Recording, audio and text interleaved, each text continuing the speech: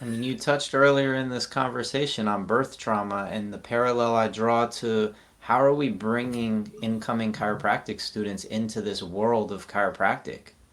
You know, is that a subluxation that our schools only require admissions requirements? That's all that the schools require right now.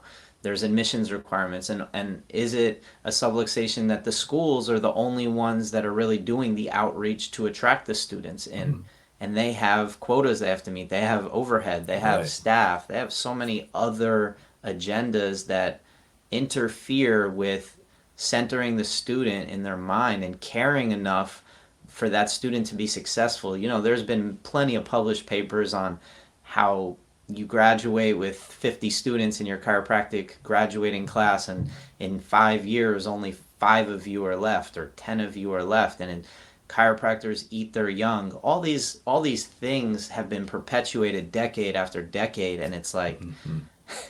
we need to start asking new questions, which Yeah, is we like, do. how do we stop playing defense and play more offense? You know, Hmm.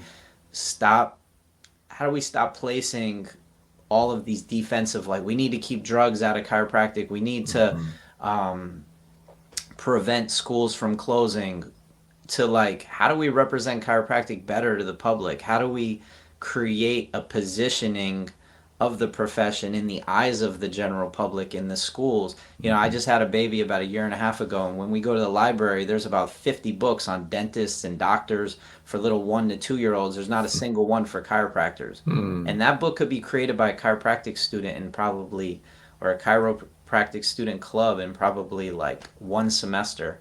And what if we had multiple schools creating these little baby books about chiropractors?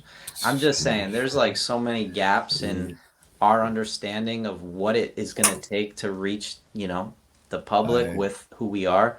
And we're doing it individually, but like you said, it's very fragmented.